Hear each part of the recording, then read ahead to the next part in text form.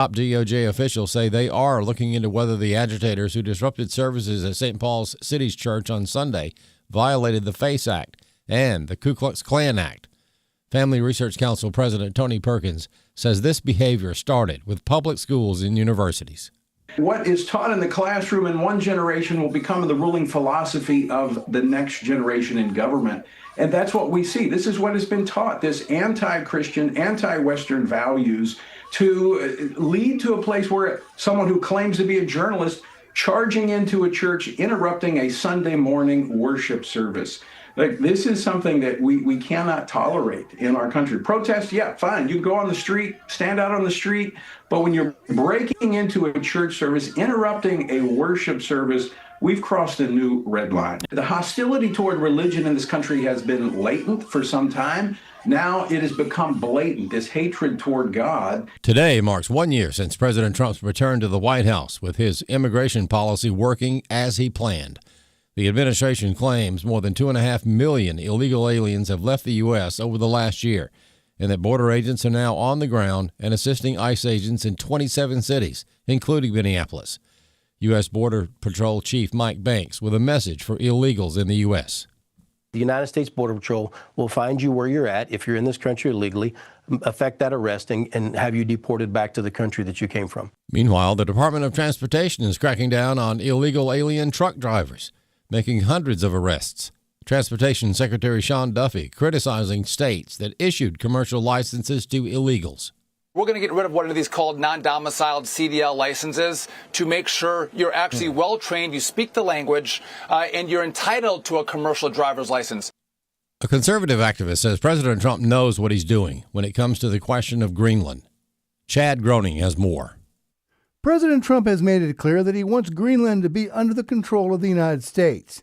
And now he is threatening to impose tariffs beginning next month on goods from 8 European countries, including the United Kingdom, because of their opposition to Trump's goal. British Prime Minister Keir Starmer says that President Trump's threat of tariffs against allies over Greenland is completely wrong, and a trade war is in no one's interest. Trump has maintained that U.S. control of the semi-autonomous territory of Denmark is essential for the Golden Dome missile defense system for the U.S. He has also argued that Russia and China might try to take over the island. Gary Bowers, chairman of the Campaign for Working Families. The president's doing this because he knows what the national security threat to the United States is. If Greenland is not fortified by people like us that can protect it from the Chinese and the Russians. Bauer says everything that Trump is doing is engineered to stop communist China. So all of this is the most forward-thinking, important effort to secure America, not just for this year and next year, but for the next 50 years. And I just wish people would show a little bit more understanding that the guy knows what he's doing. I'm Chad Groening. More news online at afn.net and on the AFN mobile app. I'm Rusty Pugh. AFA Stream is a resource for life-changing instruction and information, a source of wholesome entertainment and relaxation, plus access to some of your favorite AFA shows.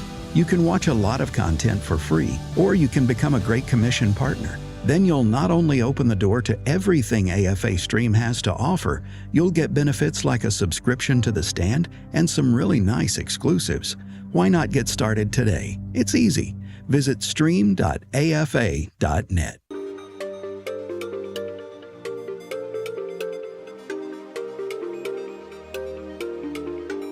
We inform. Religious freedom is about people of faith being able to live out their faith, live out their convictions, no matter where they are. We equip.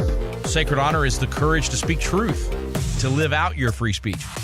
We also rejoice in our sufferings because we know that suffering produces perseverance, perseverance, character, and character, hope. This is At the Core on American Family Radio. Welcome to At the Core with Walker Wildmon and Rick Green. I'm Rick Green, America's Constitution Coach. Thanks for joining me on this Tuesday. Already well into 2026, man. What is this, third week of January already? I still feel like it's New Year's Day. I don't know. It's I'm still writing 2025 on everything. When I put a date down, I was checking my gun the other day to go on go on a flight. So there I am at the, ticket counter, checking my bag, doing my declaration of firearm and all that good stuff. And for like the umpteenth time, 2025, had to finally go grab it, scratch it out, 2026. Anybody else? Anybody else still doing that on January 20th? Yeah, I know. Anyway, I should be, of all people, having no problem right in 2026. I've been talking about the 250th for like 5 years. No, okay, maybe 3 years. Anyway, been leading up to this and all excited about 2026, but just can't get my hand to write 2026 instead of 2025. So I bet some of you can relate. At any rate, welcome to the program. 888-589-8840 is the phone number if you want to call in and join me today. We got a lot to talk about.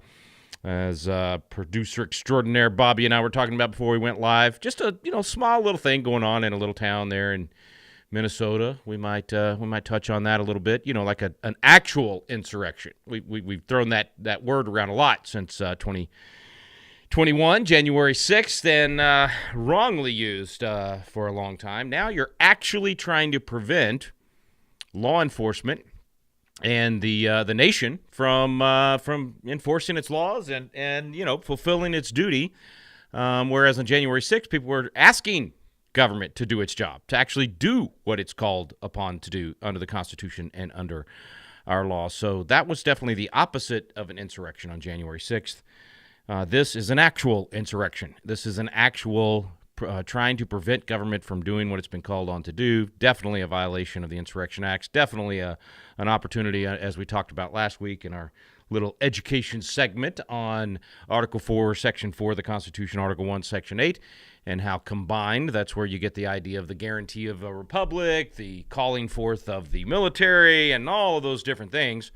Of course, powers given to Congress, but then delegated to the president under the Insurrection Act. So that's how we get to where we are now. And man, you're literally running over law enforcement officers. You are blocking and preventing the arrest of child predators. I mean, seriously, that's your big cause celeb. That's your big mission in life. The old expression, I think all sides have used it at some point. Our work is not yet done. Our cause is just, all that kind of stuff. Do these liberal white women really think their cause is just? Do they really believe that? I think some of them do, but I'm just like, that video of that ICE agent saying, we're trying to arrest a child predator. That's what you guys are stopping us from doing. We're trying to stop a child predator from I'm trying to think of how far I can go with this on the air, doing really bad things, okay? And these people are so deluded. They are so delusional. They are so emotional and so wrapped up in their mob mentality, and they've been so lied to by Tim Walz and Jacob Fay and Hillary Clinton and all the rest, that they truly believe, I think they do think, that their cause is just, that they are part of a righteous cause, and yet their protectorate, I'm trying to think of the right word, the people they're protecting are child predators, rapists, murderers, gang members, illegal aliens that obviously have no regard for the American justice system or laws. And that's who these people are protecting. So I just say, if you're watching on video, hats off. There's my hat off to Donald Trump and to Kristi Noem and to ICE. I think I saw yesterday that Kristi Noem, Secretary Noem, said 10,000 or 11,000 illegal aliens already apprehended in Minneapolis, like just in Minneapolis. And then I just heard on the break from AFA News, I thought it was 1.6 million over the last year, apparently 2.5 or so, either self-deported or we deported them. I think at the end of the year, close to the end of the year, it's like second week of December, the numbers were 1.5, 1.6 million, and it was roughly about 900,000 that had self-deported, 6, 7, 800,000 that we had physically put our hands on and deported. So if that number's up to 2.5, we're making some progress. We're about 10% of the way there. And I'll say it again. I'll say it over and over again. I'll say it where any chance I have the opportunity. And to anyone that's listening, if the Republicans want to keep the majority and expand the majority, if they want to not lose the midterms, there are two things they can do that would, if they do both of them, I believe would guarantee victory in 2026 in the midterms and massive victory in 2028. And it's real simple. Number one, continue doing exactly what you're doing with deporting illegal aliens, but ratchet it up quite literally 1,000-fold. I'm not 100%, not like double what you're doing, 10 times what you're doing. And the only way to do that is to pick a couple of states with good governors that are willing to play along, that are also lovers of justice and want their streets to be safe rather than chaos, that want their budgets to get back in line by not spending tens of billions of dollars educating, housing, feeding illegal aliens that came here from third world countries, that want their states to once again be the paradise that America used to be. And I think you've got several. I think Abbott would play along in Texas. I think DeSantis in Florida, certainly Huckabee in Arkansas, and several others. And so if you could get them to, just all out number one focus, all law enforcement in that state, 100% on board with the president and with ICE, and you get them all. You round up every illegal alien in that state. What a massive turnaround would happen. How crime would fall, how the budgets would get back in line, the classrooms would no longer be overloaded, teachers would no longer be trying to learn a new language so that they can just manage their classroom. It would be a massive turnaround. So that's number one. If Republicans would do that, that alone probably guarantees the election. But if you do that and you bring Elon Musk back in and you do the Doge cuts, the massive Doge cuts, you get rid of the fraud and abuse. That's not just Somali daycares. Every other day it seems like we get another headline of tens of billions of dollars in fraud in some area, housing, food stamps, mortgages, student loans. Every single area government touches, there is fraud and abuse right now because there isn't the appetite to stop it. Why? Because it is the fuel to the engine of the Democrat Party. All of this fraud and abuse is not just going to these third world people that came over here and thought we were idiots for handing it out. They think you're an idiot if you don't participate in the fraud.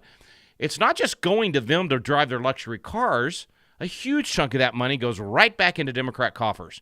So why do you think, I know I've had these moments where I'm like, how in the world, why would an American president or governor or mayor, why would an American leader hand over their city or their state or their nation to these people? Why? It's like, what is going on? Are they demon possessed? Are they what? It's so illogical until you realize they epitomize the opposite of the America the Beautiful line. More than self-country love, they love themselves so much that they love themselves more than their country, and they are willing to sell their country down the river in order to hold on to power and money. So as long as they're getting their payback, as long as the money is flowing to their campaign accounts, to their fraudulent businesses and presidential libraries and all of these other things, then they are more than willing to sell you and me down the river. They're more than willing to invite people in that will commit chaos and crime. They are quite literally, this is disgusting, but listen to me. They are literally willing to have children trafficked, to have horrific things happen to people all over our country in order for them to hold on to power. So that's why it's happening. That's why it's not just going away. But President Trump understands that. He no longer is in the fog of the 2016 election where he genuinely thought when it's over we'll all come together and do what's best for America. He understands that these people hate their own country, or they at least love themselves so much more than their country, they're willing to do things that are the equivalent of hate to their country.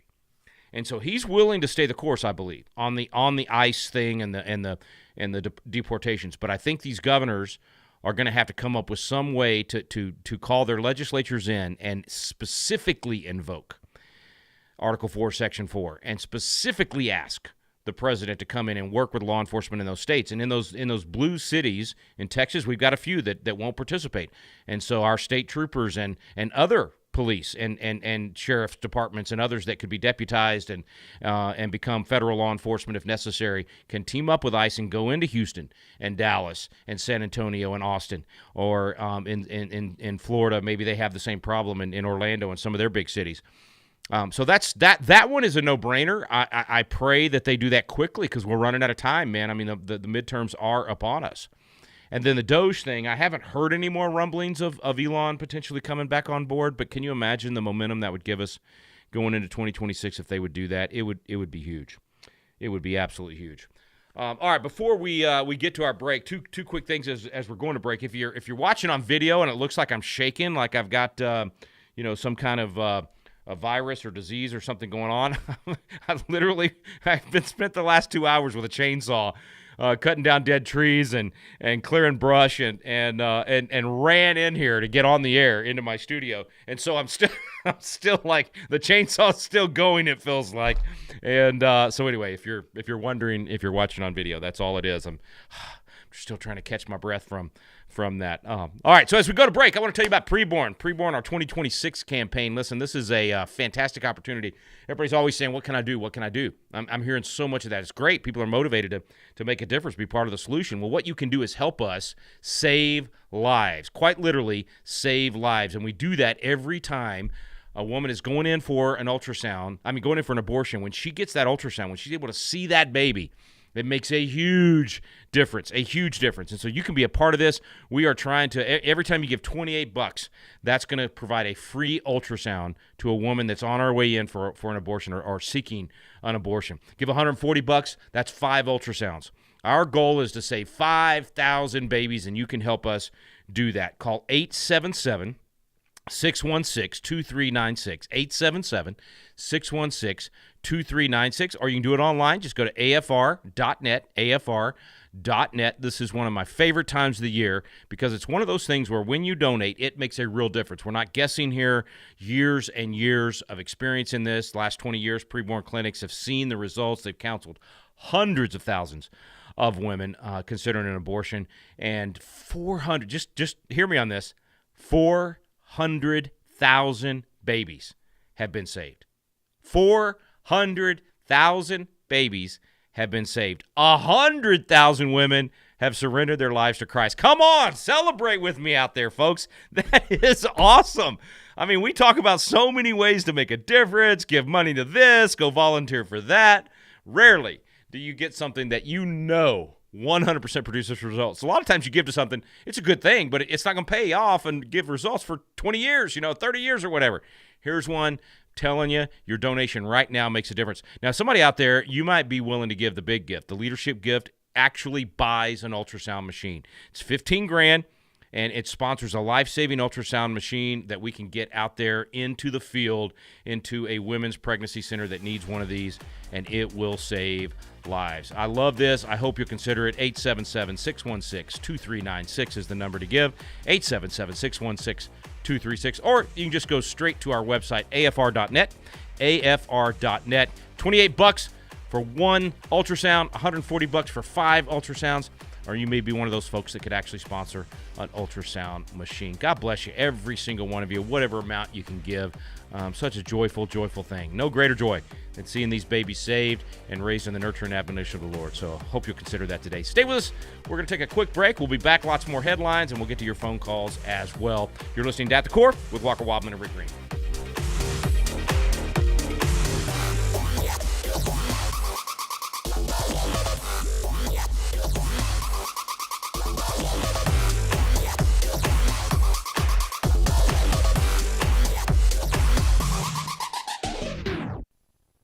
For just as the body is one and has many members, and all the members of the body, though many, are one body, so it is with Christ. For the body does not consist of one member, but of many. My name is Abraham Hamilton III, and this is the Hamilton Minute. Look briefly at one of your fingers. You've just witnessed one of the greatest displays of God's creative intent there is. No other person in all the world, even an identical twin, shares your fingerprint. God specifically designed each of us to be unique. That means we shouldn't try to carbon copy anyone else in the Christian faith. If God made you an arm in his body or a kneecap, Praise be to our glorious God for drawing us to become a part of his body. How freeing it is to realize that we were never meant to copy anyone but Jesus. Listen each weekday from 5 to 6 p.m. Central for the Hamilton Corner with Abraham Hamilton III, Public Policy Analyst for the American Family Association. Maybe this is you too. There's enormous frustration right now with healthcare costs. It is amazing. Healthcare costs for families in the last 20 years have almost tripled, and it just keeps getting worse. All this to say, this is why MediShare is so in demand right now. People are looking for alternatives, and MediShare is proven you can save thousands of dollars a year and actually like it more. Over 1 million Americans are now part of healthcare sharing, and MediShare is the gold standard. It's trusted, it works, it's been helping people save money and have peace of mind now for 30 plus years. It's not some big impersonal thing either. It's a community of people like you helping each other. So yeah, if you're frustrated too, here's your chance to make a refreshing change. You'll notice the difference as soon as you call. They're easy to talk to. You can get a price within 2 minutes. Here is the number. Call 833-44-BIBLE. That's 833-44-BIBLE. 833-44-BIBLE. Hello, everyone. I'm Tim Wildmon, president of American Family Association and American Family Radio. Hey, we've decided to make our spiritual heritage tour this year a walking tour. So we're going to walk in Washington, D.C., and we're going to walk down to Williamsburg and then walk over to Jamestown. So we're going to do a lot of walking on this tour. So if that's something you're interested in, understand that I'm just kidding. I'm just pulling your leg. Hey, we're going to see Washington, D.C. We're going to see Mount Vernon. We're going to see Williamsburg, Jamestown, Yorktown, Boston, Mass. So much to see on our 3 different tours in 2026. If you want to go and not walk, but you want to get on a bus, join us for these tours. Any one of these tours you can find out information on just by going to wildmongroup.com. WILDMON group.com. All the information on all the tours for 2026 are there, and we hope to see you on one. This is At the Core on American Family Radio with your host, Rick Green. Welcome back to At the Core with Walker Wildmon and Rick Green. I'm Rick Green, America's Constitution coach, and appreciate you staying with me today. So let's just kind of run through some of these headlines today. January 20th, so here we are, 1 year mark for President Trump. I didn't even realize that till Bobby was just telling me off air, and it reminded me. I felt like at year end December, it had been the greatest year politically that I had experienced in terms of actually gaining ground. Most of my life has been defense. We've played defense on the political side of things. My 2 terms in the legislature in Texas, the Democrats were in charge, and it was, you just tried to stop as much bad as you could and find a few of those things that you could get through. We had a narrow majority. We got the Republican majority the next year. But it was, it was tough. It was only a few wins here and there, and we were able to do some, pass some good gun legislation because there were a handful of Democrats still in conservative districts, and the speaker was pro Second Amendment, so we could get that done. Got a couple of things done on patriotism and restoring some civics education in Texas schools. Got some progress on the vaccination issue and parental choice. So there were a handful of victories, but for the most part, it was defense, and certainly seems like it was that way through the Obama years for sure. I mean, it was whack-a-mole, just trying to figure out which fight to fight and try to prevent as much damage as possible, knowing that we were slouching towards Gomorrah, as Robert Bork said in the 80s. And then, of course, same with honestly, even during Trump's first term, it still felt like defense most of the time, or just putting up roadblocks, at least trying to stop a lot of the damage and put the brakes on. And then of course, the election in 2020, which I believe was stolen, and probably going to get a strike for that. But they managed to manipulate the COVID situation, the BLM stuff, all of that.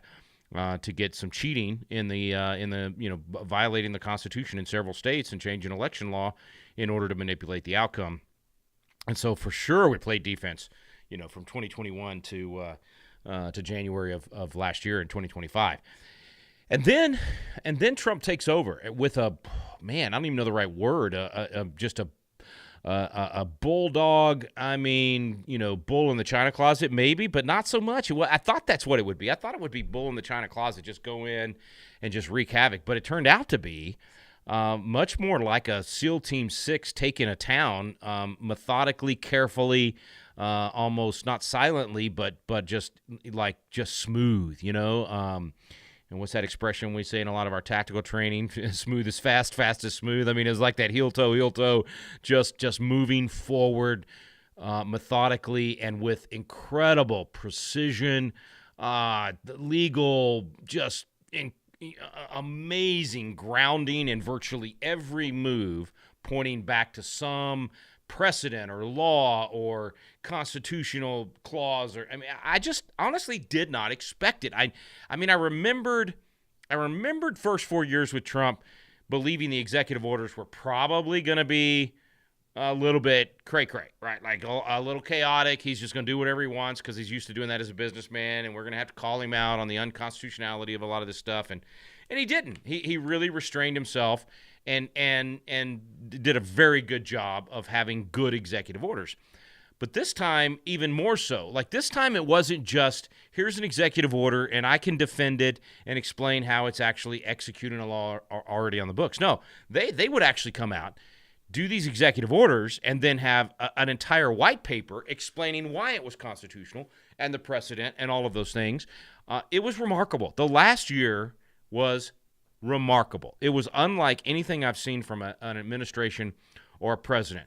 Now, I could nitpick. I could go find some things I obviously disagreed with. I could go nitpick and find, I bet, 5% of the things that he did and that the administration did that I could argue with and say I disagree on. I have never had an administration that I was 95% proud of, that I could say 95% of the things they did were spot on, exactly what I would do if I was the one in the chair, in the White House, making those decisions. That has never happened in my lifetime. I can't even think of a president in history that I can point to where I could say that about their administration, including my, fourth favorite president, Ronald Reagan. I've got a kid named after Reagan, a kid born on his birthday, a dog named Dutch back in the day. I made a movie about Reagan. I love President Reagan's legacy. All right. In fact, that was the name of my movie I made, The Legacy of President Ronald Reagan. It wasn't a movie, it was a documentary. But I can point to vaccine, the immunity for vaccine manufacturers, a horrible move by President Reagan. Amnesty for illegal aliens, horrible move by President Reagan. A lot of pressure on Israel in talks and negotiations that really was, in my opinion, too much favoring some sort of a two-state solution and the Palestinians and all this, and other things. Okay, but lots of great things as well from President Reagan. I'm telling you, President Trump has done an even better job in his 4 years. So this first year and his, I know he's braggadocious and I know he's touting himself and all that, but you kind of have to whenever you're up against virtually the entire establishment media that lies about every move that he makes, when you're quite literally being lied about by left-wing crazy governors like Tim Walz and Gavin Newsom and others. He's got to go out there and defend his record and explain why he's doing the things he's doing, and then talk about the results, the economic results, the peace and prosperity brought in places like D.C. and other places where he's gone in and cleaned up, even Memphis and some of these other things. So I just think, wow, man, I just want to give some gratitude today to God for this administration and what they've done, for the team that he surrounded himself. I am so proud of our Patriot Academy grads that are part of the White House team and helping with some of the big stuff that's being done. I'm so proud of the executive team that Trump chose. Marco Rubio has been an absolutely phenomenal Secretary of State, maybe the best in our history, but certainly one of the best. Without doubt. Vice President Vance, I think, has done a great job. I think, he's still got a lot to prove. I'm not 100% decided on if we end up with a crowded field with Vance and Rubio and DeSantis and all that. I haven't made my decision on that, but he certainly, could earn it. But done a phenomenal job. The judges, the appointment of judges, the vetting of judges has been great. I think we've got some challenges coming up. We'll talk about that more in future programs. That's going to be the potential of some bad appointments because of some names being pushed. But, just go down the list. Kristi Noem's done a phenomenal job. Tom Holman's done a phenomenal job. Brooke Rollins over at Ag. I mean, it's just it's incredible. The team that he put together this time. I don't know of a single person in the administration that you could point to and say they are undermining Trump's agenda. You could point to some people and say they're not doing enough. There's a lot of that being pointed towards Bondi right now over at DOJ. I think she has a chance to essentially redeem herself with this absurd Don Lemon. What a lemon he is, man. But this Don Lemon thing, going into that church, barging in, claiming a First Amendment right to go onto private property. You don't have a First Amendment right to go into somebody's house of worship and disturb their worship service or take over their property or demand an interview or demand a voice. The First Amendment does not give you a platform. The First Amendment right to freedom of speech does not guarantee you the place to give that speech in any way, shape, or form. The First Amendment right to freedom of speech simply protects you from being silenced by the government.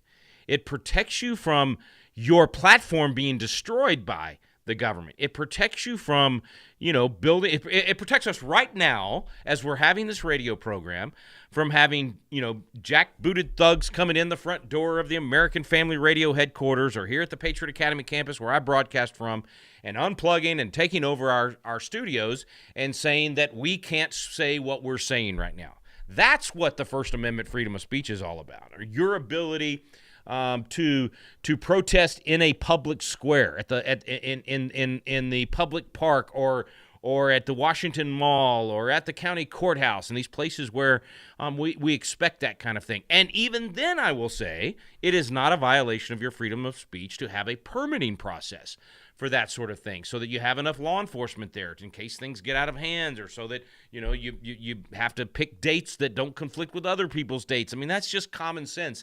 Now, if you're using the permit process to prevent someone from ever being able to march, like they did in Birmingham to MLK and Reverend Shuttlesworth, well, then that's a problem. All right, that's where I would justify and support and man, I pray I don't know because of I was raised in the South. I would hope that I would have been on MLK's side and said, hey, that guy has a right to march. Reverend Shuttlesworth has a right to march. They are saying do it peacefully. They're willing to do it peacefully.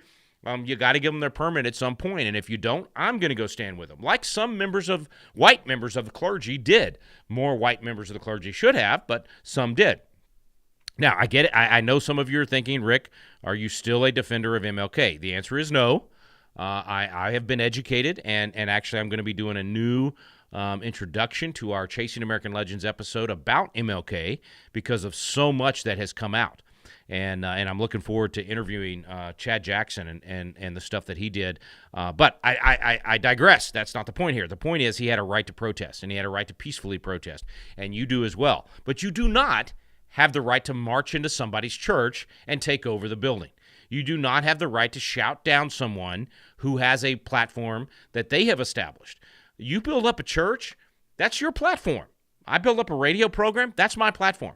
You do not have the right to demand to come on at the core with Walker Wildmon and Rick Green. If Walker and I don't want to interview you, you cannot demand that you get to come on our program. That is not what freedom of speech is. Freedom of speech is preventing the government from shutting down your voice or your platform when you have a platform. That's all it is. So this guy, Don, of course, a CNN, I think he's former CNN. I think they fired him finally. But he's a left-wing nut. And so, hey, Pam Bondi, this is your chance to redeem yourself. He and every one of those people that went into that church and disturbed the peace need to be absolutely indicted as quick as possible. And I'm talking perp walked in front of all the cameras. You got to do to them what they did to us if it's legal to do so. And in this case, it is legal. They did a lot of things to us that were not legal. They violated the justice system. They manipulated the justice system.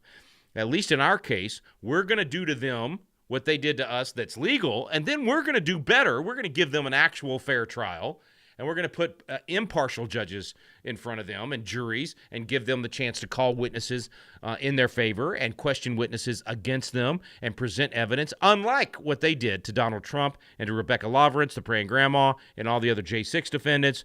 we will actually give them justice. But that's what they need, is justice. We need to deliver justice to them. And justice for many of them is going to be sitting in a jail cell. Justice for some of them, like Anthony Fauci, I believe should be the death penalty. I think this guy needs to be put on trial for mass murder of all the people that his purposely deceitful lies killed. All the pregnant women that lost their babies because of his lying. Rachel Walensky, same thing. Those were crimes against humanity, and people all over the world suffered because of it. So I doubt they'll get that, but they should at least spend the rest of their days in jail, in a jail cell. After a trial, of course, you got to have due process. Okay, enough of that. Great year for Donald Trump and an incredible cabinet, and Pam Bondi's the only one that I can think of off the top of my head that probably needs to step it up and potentially redeem herself. Quickly, as we're going to break, Greenland. I raise my hand and admit, both hands, I will say, I thought it was a joke. I thought it was a joke in the beginning. I laughed. I was like, Canada, 51st state, Greenland, 52nd state, hilarious. No, this is the real deal, folks. Apparently, and I just plead ignorance on this, I was not aware of the strategic national security interest we have in Greenland. I was not aware of how much the Dutch had fumbled the ball here. And President Trump is swooping in. I think he's going to get this done, folks. I've never seen this man point his sights on something and give it this much airtime and not follow through. This is not. I thought this was the cat and you shine the light or the mirror, catch the light on the mirror and shine it over here and the cat goes running over there. I thought this was that. I thought he was just using this to just, get people riled up and be a distraction and while he's working on other things. But it is not. He's actually got his eyes on this. And not only have we not heard the end of it, I think we're well on our way to this actually happening. So Denmark, hey, sorry, your loss is going to be our gain on this thing. Minnesota, real quick, we'll catch this headline just on the fraud investigation for the House committee. Then we'll talk more about the insurrection there and what President Trump can do when we come back from the break. But House committee opens Minnesota Medicaid fraud investigation. So they are actually looking into Tim Walz himself. This is what needs to be done. This is absolutely what should be done. Looks like the DOJ is, in fact, probing the ICE protesters who disrupted that church service in Minnesota. So they're at least taking a step forward. My suggestion would be move as quickly as you can. President Trump has also said that these agitators that went into that church should be jailed. And so, folks, listen, we have our moments where we doubt. Unfortunately, our side tends to be doomsdayers, right? We tend to pick out the bad, or we nitpick on the things that don't get done instead of celebrating the victories. We're very much like the grumbling of the children of Israel that Moses just got so fed up with.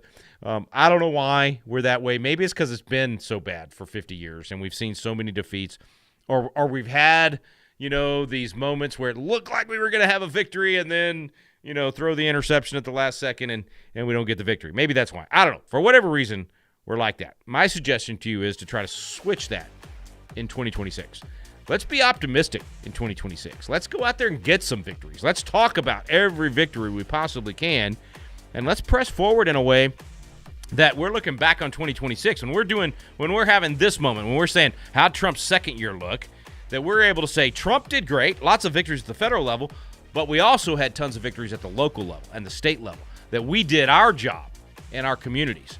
If we do that, man, oh man, we can head into 2027 with some amazing momentum. But it's going to take some hard work, and you and I are going to do it together. We'll talk about it more here on At the Core. Hang with us. We'll be right back, taking a quick break. You're listening to At the Core with Walker Wildmon and Rick Green.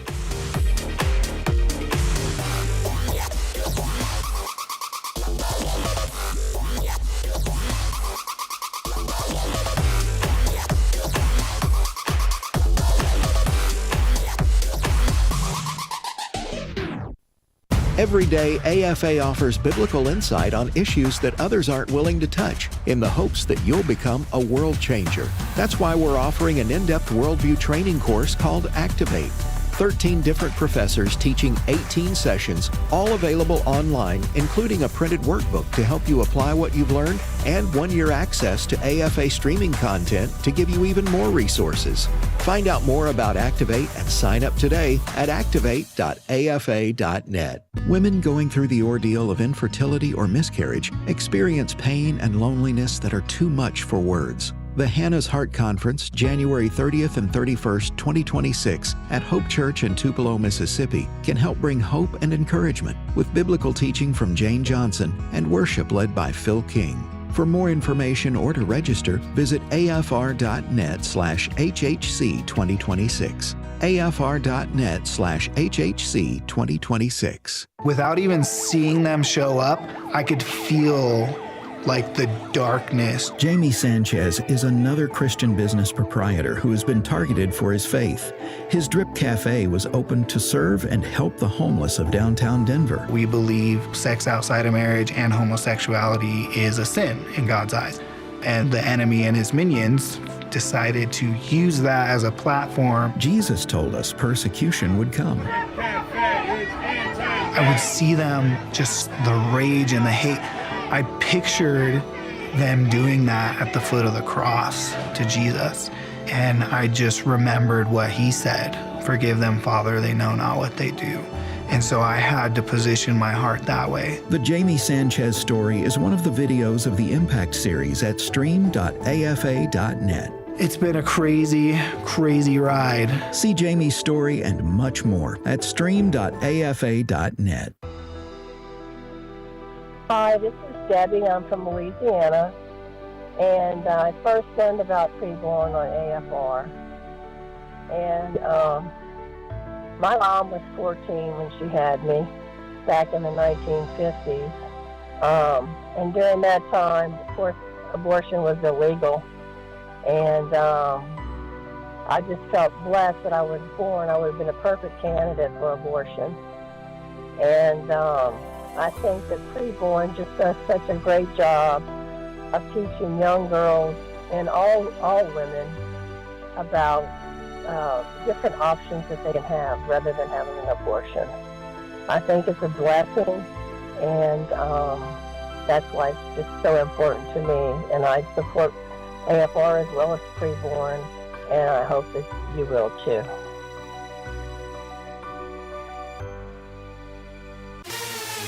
This is At the Core on American Family Radio with your host, Rick Green.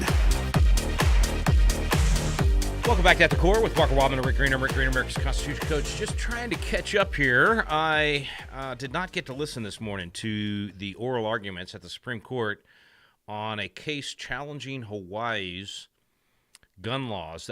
Hawaii's been one of the worst. Before Bruin. Now, Bruin was the one a couple years ago that really changed the game. So it basically said to all these states that, they claimed they had a carry law, but no one was ever approved for it. So in other words, they say, you can you can carry, you can defend your family. You don't have to go, walk around and be subject to the criminals all the time. You just have to get a handgun license, and it has to be approved by our, the sheriff or the police chief or whatever person they put in charge of that, and then none of them would get approved. Like 0 licenses were given. And so California did this in most of their counties. Some of their counties had good sheriffs and gave them out, but in some counties, nobody got one. Hawaii, there were lots of places like that. And then it was also preventing you from being able to carry in public places, being able to go, grocery shopping or whatever, or walking down a street and be able to carry your gun. And I remember at one point, I want to say it was Gorsuch and Thomas that together said in a different case, a dissenting opinion case, a line something akin to, they basically said, if you think that the Second Amendment is only for your home and only so that you can carry your gun from the living room to the kitchen or bedroom to the kitchen, you're missing the whole point. It's the Second Amendment is for you to be able to defend yourself wherever you are. And the only thing the Bruin case allowed for was that you could prevent concealed carry or open carry or citizens carrying in what they called sensitive places if you had a history of preventing it in those sensitive places. Now, I don't like that part, but I get it. And I also, and here's the problem with this Hawaii challenge, I do think private property, if it's your restaurant, you should be able to say no. The problem with Hawaii's law is it presumes no. It starts with everybody's a no, and unless the landowner specifically gives you personally permission to carry, in that restaurant or at that church or wherever that is, that place of business is, then you can't carry. So the opposite is how, for instance, Texas does it. If a landowner does not want you to conceal carry or open carry in their restaurant or whatever other place, then they have a sign. In Texas, it's the law is actually, it's funny, 30.06. If they put that specific language up there with the right size, got to be big enough where you can see it and all that good stuff, then you cannot conceal carry. If they do the 30.07, you cannot open carry in that place. So they have to take the affirmative action of saying you cannot carry. And if they do, I think that's okay. I think that's their right as the landowner. What I do when I see that sign, I don't give them my business. I refuse to eat somewhere that doesn't allow me to carry. I don't go watch a movie in a movie theater if they don't allow me to carry. If I see the sign. Sometimes I don't see the sign. But the point is, that's the right way to do it. Hawaii does it the opposite. And so this challenge to the Supreme Court, I'm hoping, what I'm reading right now is that there were some pretty hard questions for them, and that indications are they will overturn the law. Now, this law was passed in response to the Bruin case. So the Bruin case, I think, was 3 years ago. And so then Hawaii passed this law in 2023, and it was their way of essentially doing a blanket cover over everything, and then only the people that took affirmative action to tell you could carry in their places could you carry. The guys that brought the lawsuit, some of these permit holders in Hawaii, and then even the U.S. Attorney General Pam Bondi, who we were just talking about, have said Hawaii's law plainly violates the Second Amendment. It effectively bans public carry. So if the Supreme Court overturns that law, it's going to be interesting because in the moment they overturn it, it could be that the interpretation at that point is that Hawaii defaults to a constitutional carry state. So if they don't have a law, if now the law that was preventing you from carrying is overturned, do they become, 30? I think we have 29 states right now that have constitutional carry, meaning the Constitution is your permit. You can carry anywhere unless the landowner has a sign and says that you can't. Again, something I support. And so I think, I'm somewhat guessing here, but not entirely, because there's something in the back of my brain says this has already happened to a couple of states. I think it will default to constitutional carry. Now, you can bet that Hawaii's legislature will very quickly pass some other sensitive places law. So they will come out with something to limit as best they can who gets to carry, just like California and Maryland and New Jersey and New York and others have done. And they have claimed, absurd claims on sensitive places where they basically say an entire area is meaning like an entire geographic part of the map is a sensitive area, which is absurd. You should have to say, okay, we're going to say that sensitive places are courtrooms. All right, I can live with I can live with that. I don't like it, but I can live with it. If you're going to say we're going to have the courtroom be a place you can't carry, just so we don't have vigilante justice where somebody carries in a gun, concealed carry, and they shoot the defendant, that type of thing. Okay, all right. And then maybe you want to say, I think Texas even still has this, that churches and houses of worship, that they have to affirmatively say that you can carry on their land. I think we reversed that one. I think that finally changed, but.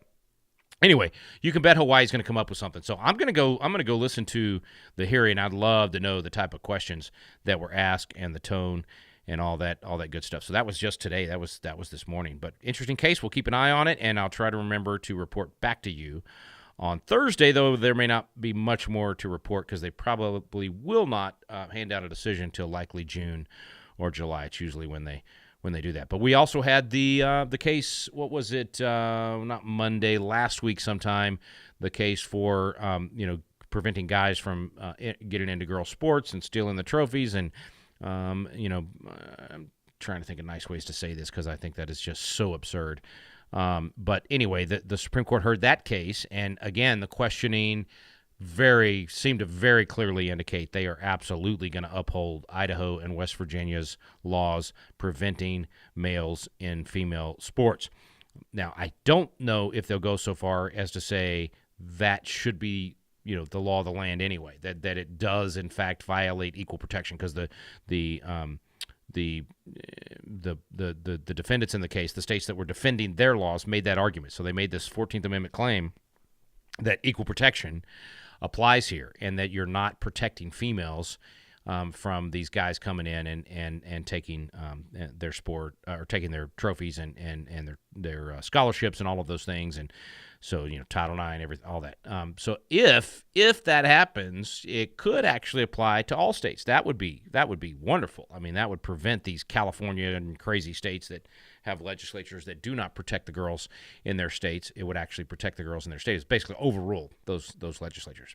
We'll see what happens. I also think these types of Supreme Court decisions should help with the Convention of States, that it should help get some of these states on board with having a Convention of States where we pass some constitutional amendments that take some of this decision-making out of the hands of the feds. Now, this one, I think there's a pretty good equal protection case for this, and but there's other laws, there's other issues that while I have a very strong biblical position on that issue, I do have a hard time saying that the federal government should enforce that particular law, and therefore you can have different states doing different things, and some more liberal states will have some things that our conservative states will not have. So you'll have a red state, blue state, huge difference, and that's okay.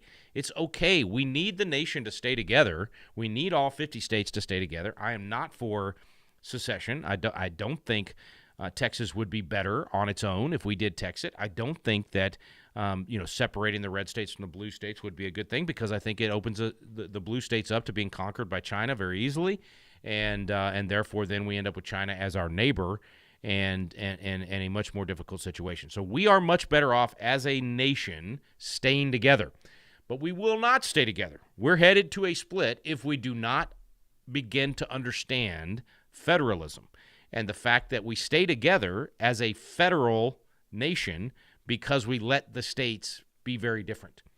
What do we stay together for? What do we have a nation for? What does the Constitution actually say that together as a nation we will do these things and require these things, and other than that, you can do whatever you want in your individual states? Well, we answer that question by going to the Constitution. What are the things that the feds, the national government, our federal government, is given the authority to do?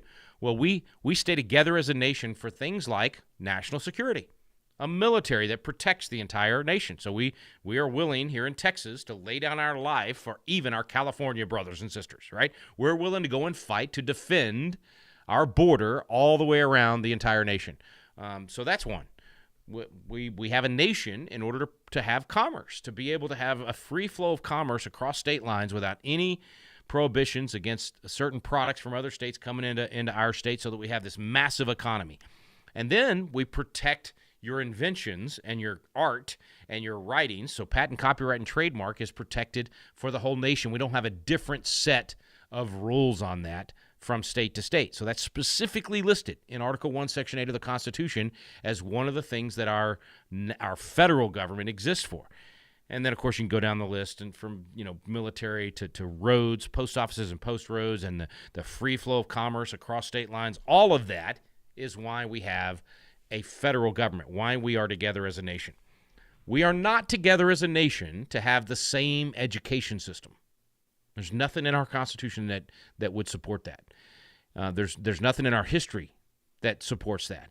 We bought that idea in only the last 40 or 50 years. We didn't have a Department of Education until 1979. We didn't have this idea that we're going to somehow have the same curriculum. No, it should be that you let each state decide what they're going to do for education, how much they want to fund it, whether they want to do just K through 12, K through 8, whether or not they want to have a secondary education system where they provide college to their citizens in their state. That's up to them. I don't think we should. I think it ought to be, we fund a education for K through 8 or K through 12, and you let the parents decide where they go to get that education. And as long as it meets whatever the state, reading, writing, arithmetic, here's the 26 credits you got to get in high school or whatever, then they can go to, they can do it in homeschool, private school, public school, doesn't matter. But let each state decide that. If you live in a state that doesn't want that, doesn't want competition through school choice, doesn't want, to have private schools, doesn't want to have, maybe wants to completely fund it through the state and control the education completely through the state and not at the local level. Hey, let each state decide. I'm okay with that. And then vote with your feet or work hard to change it in your state. So I think, back to my point before we run out of time here, that the Supreme Court decisions that are what most would consider to be right-leaning, which is just Constitution-leaning, because unfortunately, as Tim Barton said on Wall Builders today, the Constitution has become right-wing. Like, if you wave the American flag, if you hang the American flag on your property, or you talk about the Constitution, you're on the right.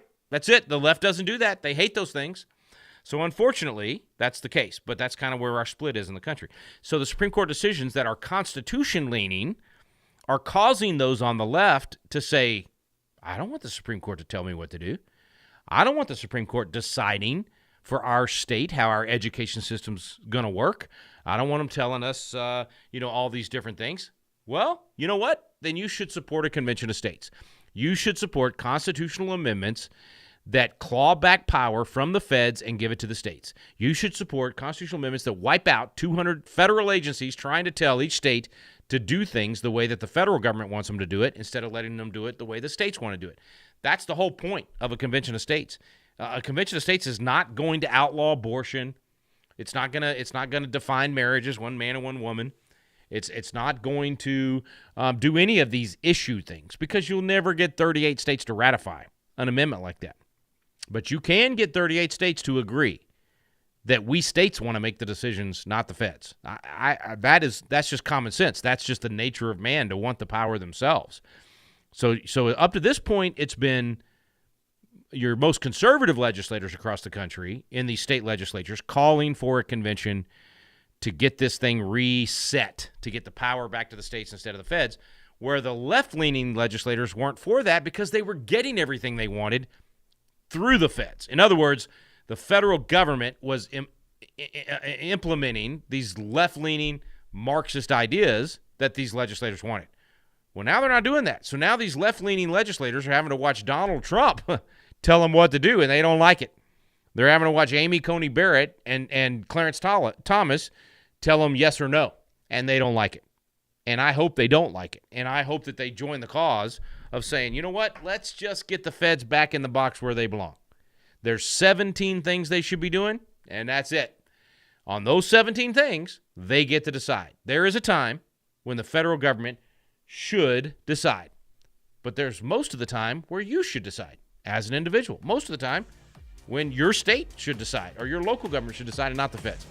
So these Supreme Court decisions, man, on guns, on education, on all this stuff, I think they are not just victories in that area. I think they will be victories that move the Overton window the right direction and will ultimately lead to constitutional amendments getting us back to true federalism, and that's good for everyone. So congratulations to Donald Trump on a fantastic first year, and congratulations to you for being a listener of At the Core with Walker Wildmon and Rick Green. I will see you on Thursday. Walker's got you tomorrow on Wednesday and again on Friday, but I'll see you Thursday. Thanks for listening to At the Core with Walker Wildmon and Rick Green.